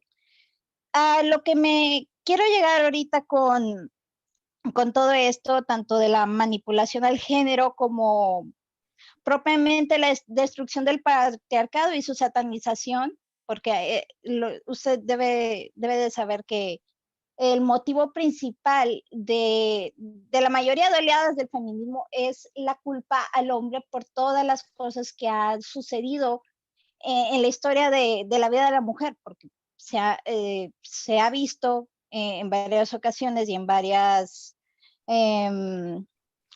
culturas que no solo la mujer era menospreciada, sino que también se trataba como moneda de cambio a la hora de guerra, o como mujeres de confort, o como precios de conquista. Pero esto no es una consecuencia moderna. A lo que me refiero es, no es lo motivo de la modernidad, sino todo lo que se ha hecho anteriormente para surgir a estos tiempos. Y se puede notar principalmente en los niveles de divorcio de nuestro país. Realmente México se está colapsando. Si hablamos acerca de México, México ya está colapsado en el ámbito de la familia. No es que ya no tengamos resistencia, es que la resistencia se ha acabado completamente. Pues, a ver, completamente no. Yo diría que con menos daño todavía que los países del sur de Europa, pues estamos en vías de, en fin, de pon tu barba a remojar, ¿no? O sea, se están destruyendo los vínculos familiares. Pero, a ver, una mujer que se divorcia o que la abandona el esposo, etcétera, etcétera, estas situaciones que desgraciadamente se dan en países como el nuestro, todavía tiene o todavía puede contar en general, salvo en ciudades de migración, ¿no? de obreras, ¿no? de maquiladoras, que se ha ido lejos de su familia y entonces esa lejanía debilita la posibilidad de la ayuda, ¿no? Todavía puede contar con que el tío, la cuñada, etcétera, ¿no? O sea que hay todavía esos restos de la familia anterior en las que todavía se puede apoyar no solo la mujer, sino todos y cada uno de nosotros. Pero, Todavía. doctor, ¿cómo podemos decir eso cuando la tasa del matrimonio es apenas de 5.8 por 1000 habitantes? Eso significa que cuando las familias mueran, simplemente ya no va a haber quien la apoye porque los números están disminuyendo. Todos Bueno, los familiares se vuelven viejos. Al final de cuentas, un día van a dejar de ser productivos y van a dejar de apoyar a esas familias. Claro. ¿Y qué pasa? Cuando no hay una estructura patriarcal, cuando no está el verdadero jerarca de la familia, los hijos caen. Por eso es que se ve generalmente que los hijos de padres que están alejados o de papás ausentes o de madres solteras terminan siendo las mismas personas violentas y violadores, y las mujeres, a falta de esta solidez que usualmente el patriarcado da, la figura paterna, se ven estos colectivos feministas. Al final de cuentas, no estamos mejor que ellos, estamos al mismo nivel de decadencia. El problema es que seguimos pretendiendo que no estamos así. A ver, a lo que yo o sea, estamos en esa evolución y nos están acelerando para que entremos en esa evolución. Que estemos a los mismos niveles que ellos, yo creo que no. O sea, es visible que no. Pero, lo dije en la frase popular esta, si rasuran al vecino, pon tu barba a remojarse. Nos está empujando a entrar aceleradamente a esa situación. Entonces sí, hay que darse cuenta de ello y ponerse las pilas y tratar de resistir, de hacer algo, de frenar, ¿no? Pero sí, se nos está empujando en esa situación. Luego, mucho cuidado con precisamente las trampas conceptuales.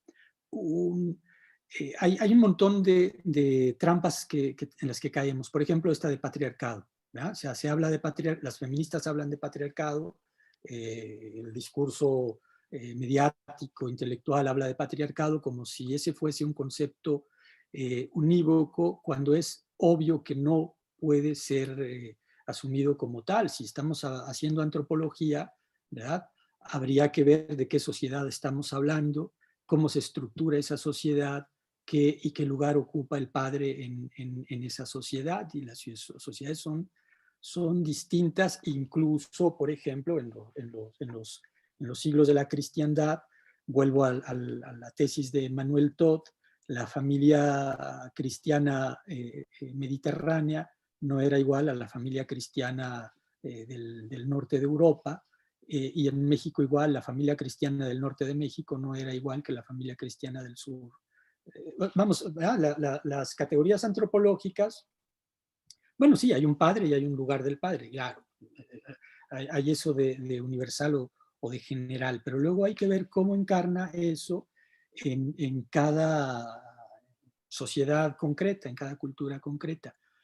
Igual los números de las estadísticas es otra de las trampas en las que caemos, ¿no? Es como ahora con lo de las curvas de los casos de la enfermedad esta tan famosa. ¿Cómo cuentas en la misma gráfica, ¿no?, a los que estornudan que a los que no estornudan, a los que tienen fiebre que a los que no tienen fiebre, ¿verdad? Eso es una falacia absolutamente evidente, ¿verdad? O sea, son cuestiones más finas en las que luego habría, pues, cada uno en cada caso que entrar, pero grosso modo sí. Bueno, sí se puede contabilizar lo del COVID, en especial con lo de las pruebas. Por eso es que incluso No. con enfermedades más antiguas como la tuberculosis, cuando usted se hace una prueba de tuberculosis, se puede identificar en qué nivel está. Si usted puede contagiar a alguien de tuberculosis y usted no estar enfermo, o si usted está en la fase de contagio y aparte contagiar a otros y usted está enfermando. Sí existe la contabilización. Obviamente en esta enfermedad nueva han habido bastante manipulación, pero físicamente sí es contable. El problema es que en países como aquí se nota cierta manipulación, en especial porque las pruebas son en general muy caras. Una prueba de COVID cuesta de 2,000 a 2,500 pesos, mientras que una de tuberculosis apenas cuesta 250. Yo no soy experto, pero he estado atento a expertos de diversos países, y los expertos que hablan precisamente por los canales que no son los dominantes dejan perfectamente claro que eso de contar, lo que nos enseñaron en la primaria, no puedes contar tú naranjas, jitomates, plátanos, peras, etcétera, etcétera, y decir, en fin, tengo tantas frutas. Bueno, sí, tengo tantas frutas, sí, ¿no? Pero, en fin, contar unas cosas con otras es engañoso. Y lo que están haciendo con la enfermedad esta es engañoso, y además es una repetición. Cuando la gripa H1N, la gripa mexicana, ¿verdad?, hicieron lo mismo, y meses después todos empezaron a confesar, muchos meses después, muy discretamente, es que había la política de que había que contar, etcétera, etcétera. Pero bueno, en fin, yo no soy médico ni biólogo ni nada por el estilo. Ahí simplemente remito a los que hablan por los canales independientes, digamos. Pero lo que sí está claro es que una estadística es ante todo engañosa, porque eso nos manda a un mundo que no es el mundo real, nos manda al mundo mental, al mundo de lo cuantificable, al mundo de lo matemático, precisamente al mundo de los recursos humanos, etcétera, etcétera. Entonces, frente a eso, yo no digo que no sean instrumentos que puedan resultar útiles, pero son tan útiles como un cuchillo muy filoso, ¿no? O sea, que hay que agarrarlo con cuidado y hay que aplicarlo con cuidado, porque si no, te hieres. Las cifras siempre se refieren a un mundo mental, y ese mundo mental te puede ayudar a interactuar, a moverte, a orientarte en el mundo real, pero el mundo real nunca podrá ser reducido a lo matemático. No, por supuesto, pero a la vez los colectivos feministas de este tiempo tienen más poder que los colectivos feministas de los años 80. Eso significa que debió de haber un aumento, ¿no? No, eso significa que hay poderes mayores detrás de ellos o intereses mayores detrás de ellos. Por supuesto. A petición de Ignacio López, esta será mi última pregunta. Muchas gracias. Al contrario. Muy bien, Entonces, doctor, solo una última pregunta, menos sustantiva, antes de dejar por terminado. Yo también quiero hacer ¿Dónde? uno, pero primero. Ah, bueno, ok. Entonces después, Jorge, ¿dónde podemos encontrar el papel que esta vez nos ha expuesto, el paper? ¿En alguna revista, algún libro? Está inédito, pero yo se los mando por correo. Se lo mando a Raúl y él para el grupo, pues, porque Claro, sí, quizá sí, es claro, algo que claro. está por ser publicado y no puedo yo hacerlo público sin Por supuesto, sí, traicionar de alguna manera la publicación. lo mantenemos privado. Muchas gracias, doctor. ¿De qué? No, muchas gracias, Blanca. La verdad, es muy buena. Oiga, Doc, nada más último comentario, porque esta semana me tocó desafortunadamente leer la obra de Simone de Beauvoir. Desafortunadamente, tuve que leerla y tuve que profundizarla lo más posible. Y en ese libro me encuentro quizá los atisbos que hoy en día nos estamos enfrentando. Y voy a esto. Quizá estos grupos se ven a sí mismos como las que luchan contra la modernidad, las que luchan contra Occidente en mayúscula, pero yo me remito a la obra de este pensador, Eric Voegelin, y él lo que nos dice, y quizá aquí también podamos usarla para estos movimientos, que ya lo han hecho, por ejemplo, Samek, etcétera, que detrás del nazismo, del socialismo, del liberalismo, y hoy en día el feminismo, el ecologismo, es esta idea de construir un mundo nuevo, un mundo donde no exista la desigualdad, no exista la injusticia, donde no exista la violencia. Y eso solo se puede lograr mediante la ideología o mediante la negación digamos, de las preguntas radicales de la filosofía. Voy a esto, en mis clases, no, porque me puedo meter en problemas, pero digamos que cuando yo trato de discutir con estos discursos, surge el freno oye, es que tú estás en un lugar privilegiado, eres hombre blanco. O sea, tú no puedes, ¿tú cómo te atreves a cuestionar estos loables movimientos desde tu posición de privilegiado? Eso es lo mismo que el marxismo aplicaba por ejemplo, a otro de que no, es que eso es una ciencia burguesa. Entonces, hay que estar muy atentos en esta negación de las preguntas radicales porque, por ejemplo, Beauvoir habla de que la humanidad antes de las familias existían, eran los grupos nómadas y las mujeres detestaban tener hijos. Así lo afirman. Y ni un pie de nota, ella dice los etnólogos, pero ¿de qué etnólogos estás hablando? Entonces, me das una afirmación así y te la tengo que creer. Claro, o sea, todos se la creyeron. Es que ese es el problema, o sea, aceptamos afirmaciones que parecen científicas, pero no lo son. Y que si tú te atreves a cuestionarlas es porque lo haces desde tu privilegio blanco. Entonces, eso es terrible. Pero bueno. Sí, lo terrible, o sea, esto mismo traduciéndolo, ¿no? Lo terrible es que de nuevo, no es la primera vez, lo terrible es que de nuevo las ideologías, unas virulentas ideologías, se apropien del espacio intelectual, en este caso del espacio universitario, ¿verdad? Entonces, lo que tenemos que hacer en este caso es defender el ethos universitario, ¿verdad? O sea, ¿qué es la universidad? Pues la universidad es ese espacio donde los diversos nos reunimos para realizar en común una tarea que es la tarea del conocimiento racional, científico, riguroso. Y este conocimiento racional, científico, riguroso, pues tiene una serie de reglas, de procedimientos, entre los que destaca el de no partir de descalificaciones personales y prejuicios del tipo del que estás enunciando, ¿no? Es difícil, pero bueno, lo primero que hay que hacer es eso, es situarse en el espacio intelectual, asumir la tarea intelectual como tal y asumir las reglas de esta tarea intelectual.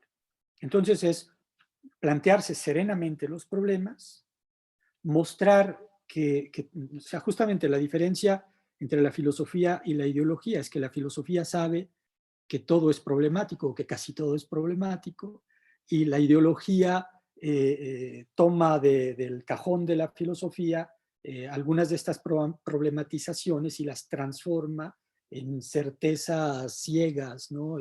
Y fanáticas, ¿no?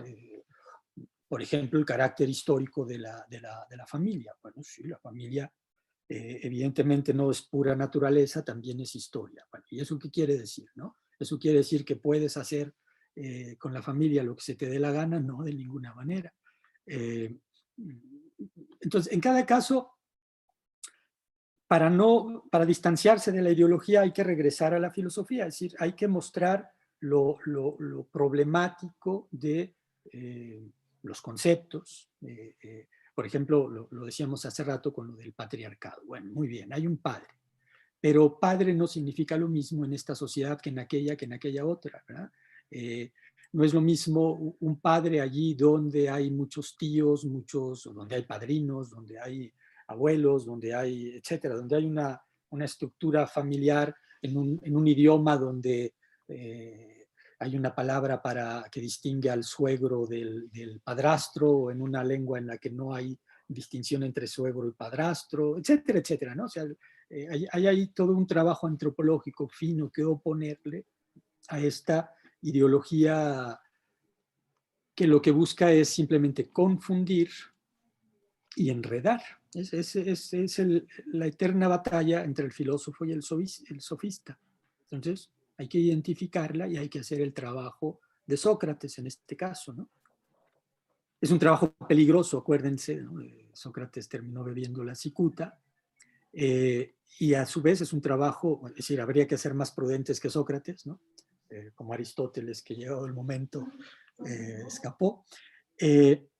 Y hay que ser rigurosos como Aristóteles, que sistematizó todos los resultados del trabajo socrático, ¿no? En esas síntesis maravillosas que son sus tratados de lógica. Claro, muchas gracias. Doc, perdón, le iba a preguntar, hay una pregunta más, no sé si pueda contestarla o tiene tiempo, ¿sí? Venga, venga, venga. Bueno, Anita, ¿puedes abrir tu micrófono, por favor? Hola, buenas noches. Buenas noches.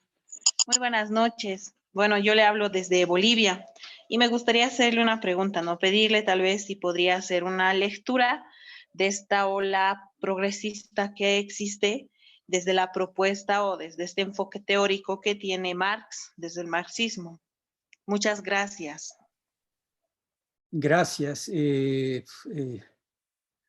Yo estoy muy lejos del marxismo, pero de todas maneras, haciendo un esfuerzo, yo creo que sí, que es precisamente,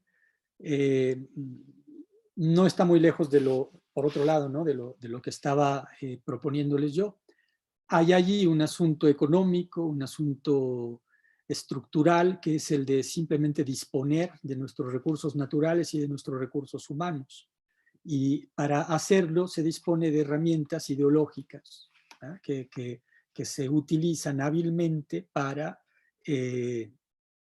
debilitar las resistencias que pueda haber a la aplicación de las políticas económicas y de explotación que se nos quieren aplicar. Eso es lo que cabría decir. Es decir, justamente, no engañarnos con lo inmediato de es justo, es injusto, tiene razón este, tiene razón el otro, en un solo plano, pues, que privilegian los medios, ¿no? De, oye, tú, la mujer lavando los platos cuando regresan los dos del trabajo y el otro tiene que lavar los platos. Bueno, eso es un plano importante si ustedes quieren, pero es un plano engañoso en la medida en que todo está estructurado para que nos quedemos en ese plano de la discusión y no veamos precisamente el plano estructural, el plano el plano económico, ¿no? Que es, con la supuesta liberación de la mujer, lo que se hace es que se dobla, por lo menos, el contingente de los que están buscando trabajo, por lo tanto se puede pagar menos el trabajo, y a su vez se asegura que se reduzca la población. Son cosas del tipo del análisis económico, demográfico, ¿no? Que hacen todavía los intelectuales marxistas, que es muy importante asomarse a eso antes que caer ¿verdad? Hace rato les decía, hay que entrar en el detalle antropológico. Acá no hay que quedarse en el detalle moral, digamos, y hay que mirar también la estructura económica y demográfica, ¿no? Muchísimas gracias. Al contrario. Pues bien, habiendo agotado todas las preguntas, agradecemos nuevamente al doctor por habernos dado casi 2 horas de su tiempo y terminamos aquí la sesión. Los esperamos. Las próximas sesiones tendrán una dinámica más bien de círculo de lecturas. Al correo que han proporcionado les van a llegar los materiales de los autores y a partir de la lectura que hagan de estos textos seleccionados podremos platicarlo y discutirlo dentro de 8 días. De igual manera, vamos a pedir o a seleccionar un expositor primus inter pares, por decirlo de alguna manera, para que sea él quien dé una semblanza general y después de eso puedan venir comentarios, críticas y aportes. Entonces, habiendo dicho esto, me preguntan cuál libro se trabajará. Vamos a ver 6 autores por corrientes: la corriente liberal, la corriente comunista, la corriente del catolicismo tradicional, la corriente de un catolicismo más conciliador con el liberalismo y una última corriente de pensadores más heterogéneos entre los que podríamos incluir, por ejemplo, a Martin Heidegger o a Carl Schmitt. Entonces, al correo que ya han proporcionado en el formato de Google, les estarán llegando estos textos de cada uno de estos pensadores de estas corrientes. Oye, Ignacio, nada más quiero agregar algo. Adelante. El próximo libro que tenemos que comenzar, yo les voy a dar los capítulos. No sé si, Ignacio, tú los tengas en PDF. Tenemos que leer a Tocqueville y voy a explicar por qué. Porque en 2 semanas vamos a tener al maestro Jorge Velázquez. Y nos va a hablar de Tocqueville, entonces vamos a tener que ver a Tocqueville. Entonces, de acuerdo. Entonces, no sé si también el doctor nos quiere acompañar en las próximas semanas, pues está invitado, doctor. Digo, ya sé que es tiempo, pero si usted está invitado. Muchas gracias. Sí, de repente por ahí me asomaré. Ok. Y yo les voy a mandar los capítulos. Si gustan, yo comienzo exponiendo los problemas principales de Tocqueville en ciertos capítulos. ¿De acuerdo? De acuerdo. A mí me parece bien. Está bueno. Bueno, Gracias. a ustedes, muchas gracias. Hasta Gracias, luego, muchas doctor. gracias. A ustedes, muchas gracias. Hasta luego. Muchas gracias. Gracias, doctor. Buenas noches. Buenas noches, muchas gracias. Gracias. Gracias, doctor. Muchas gracias. Muchas gracias.